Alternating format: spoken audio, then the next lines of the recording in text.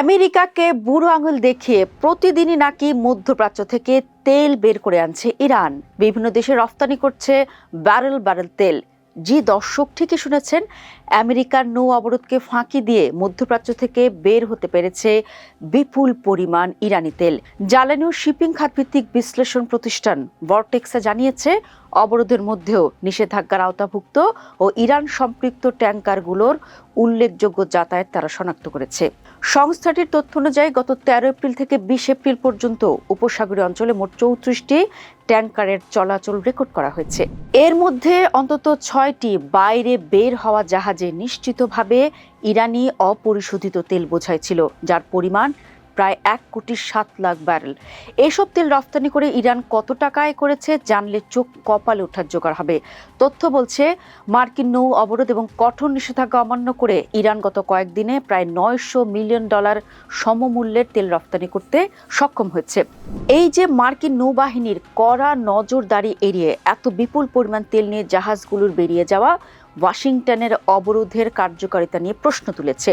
তবে এই তেলের সবটুকু শেষ পর্যন্ত আন্তর্জাতিক বাজারে পৌঁছতে পেরেছে কিনা তা এখনও নিশ্চিত হওয়া যায়নি। তবে কিভাবে এই অসম্ভবকে সম্ভব করলো ইরান, কিভাবেই বা আমেরিকাকে বোকা বানিয়ে তেল রফতানি করলো তারা? দর্শক, আপনাদের একটি তথ্য জানিয়ে রাখি, গত 13 এপ্রিল থেকে ইরানের সব সমুদ্র বন্দর অবরুদ্ধ করার ঘোষণা দেয় মার্কিন সেন্ট্রাল কমান্ড। ইসলামাবাদে দুই দেশের মধ্যে শান্তি আলোচনা ব্যর্থ হওয়ার পর এই কঠোর পদক্ষেপ নেওয়া হয়। দর্শক, এরও আগে আন্তর্জাতিক নিষেধাজ্ঞার চাপে কিন্তু দীর্ঘ সময় ধরে তেল রফতানিতে সীমাবদ্ধতা ছিল ইরানের। এই সীমাবদ্ধতা, এই অবরোধ, এর মধ্যেও কিন্তু সম্প্রতি যে খবর আসছে সেটি হচ্ছে ইরান গোপনে কোটি ব্যারেল তেল মধ্যপ্রাচ্য থেকে বাইরে পাঠাতে সক্ষম হয়েছে, তাও আবার আমেরিকার নজরদারি এড়িয়ে। বিষয়টি কিন্তু শুধু অর্থনৈতিক নয়, বরং ভূ রাজনৈতিক দিক থেকেও তাৎপর্যপূর্ণ। চলুন দর্শক, সেই বিশ্লেষণে একটু যেতে চাই। ইরান তেল রফতানি করার ক্ষেত্রে কয়েকটি কৌশল ব্যবহার করে থাকতে পারে। সেগুলো কি? প্রথমত, শ্যাডো ফ্লিট বা ছায়া নৌবহর ব্যবহার করতে পারে। সেটি আবার কি? সেটি হলো পুরনো বা অচিহ্নিত তেলবাহী জাহাজ ব্যবহার করা হয়, যেগুলোর মালিকানা অস্পষ্ট এবং আন্তর্জাতিক ট্র্যাকিং সিস্টেমে অনেক সময় সেগুলো ধরা পড়ে না। দ্বিতীয়ত হলো ট্রান্সপন্ডার বন্ধ রাখা। এই নিয়মে জাহাজের অটোমেটিক আইডেন্টিফিকেশন সিস্টেম AIS ইচ্ছাকৃতভাবে বন্ধ রাখা হয়, যাতে অবস্থান শনাক্ত করা কঠিন হয়। আরেকটি হলো সমুদ্রে তেল স্থানান্তর, যেটিকে বলা হয় শিপ টু শিপ ট্রান্সফার। এই প্রক্রিয়ায় খোলা সমুদ্রে এক জাহাজ থেকে আরেক জাহাজে তেল স্থানান্তর করা হয়, ফলে উৎস গোপন রাখা সহজ হয়। আর সবশেষ আরেকটি মাধ্যম রয়েছে, সেটি হলো তৃতীয় দেশের মাধ্যমে রফতানি। কখনো তেল অন্য দেশের নামে বা রিব্র্যান্ড করে বাজারে পাঠানো হয়, যাতে সরাসরি ইরানি তেল হিসেবে চিহ্নিত না হয়। এই যে এত কৌশল বললাম, আমেরিকা কেন এগুলো শনাক্ত করতে পারলো না? কোথায় তারা ব্যর্থ হলো? দর্শক, আপনারা জানেন, আমেরিকা কিন্তু দীর্ঘদিন ধরে ইরানের তেল রফতানির উপর কঠোর নিষেধাজ্ঞা আরোপ করে রেখেছে। তবে কিন্তু কিছু সীমাবদ্ধতাও রয়েছে। সেটি হচ্ছে বিশ্বব্যাপী নজরদারির সীমা।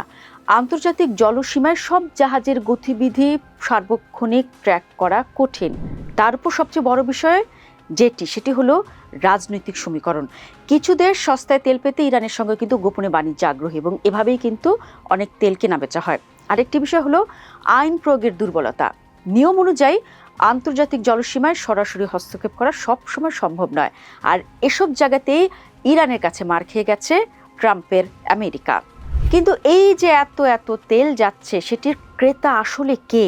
বিশ্লেষকদের মতে ইরানি তেলের সবচেয়ে বড় ক্রেতা হলো চীন। নিষেধাজ্ঞার মধ্যেও ইরানের তেলের সবচেয়ে বড় ক্রেতা হিসেবে চীন কিন্তু তার অবস্থান ধরে রেখেছে, যারা প্রধানত ছোট স্বাধীন রিফাইনারি এবং অপ্রচলিত ব্যাংকিং চ্যানেলের মাধ্যমে এই লেনদেন সম্পন্ন করে। আরেকটি বিষয় হলো কিছু এশীয় ও আফ্রিকান দেশ যারা কম দামে জ্বালানি কিনতে আগ্রহী। এই তেল সাধারণত ডিসকাউন্ট মূল্যে বিক্রি হয়, যা ক্রেতাদের কাছে সবসময় আকর্ষণীয়। আর এই কারণে গুপ্ত হোক আর সুপ্ত, ইরানের সস্তা তেল কিনতে দিন শেষে কিন্তু সব দেশেরই আগ্রহ আছে। দর্শক, তবে সে যাই হোক, ইরানের গোপন তেল রফতানি দেখিয়ে দেয় যে আধুনিক বিশ্বে নিষেধাজ্ঞা আরোপ করাই শেষ কথা নয়, তা কার্যকরভাবে বাস্তবায়ন করাই বড় চ্যালেঞ্জ। প্রযুক্তি, কৌশল এবং আন্তর্জাতিক রাজনীতির জটিল সমীকরণের মধ্য দিয়ে ইরান তার তেল বাণিজ্য চালিয়ে যাচ্ছে, যা ভবিষ্যতে বৈশ্বিক জ্বালানি বাজার এবং কূটনীতিতে আরও বড় প্রভাব ফেলতে পারে।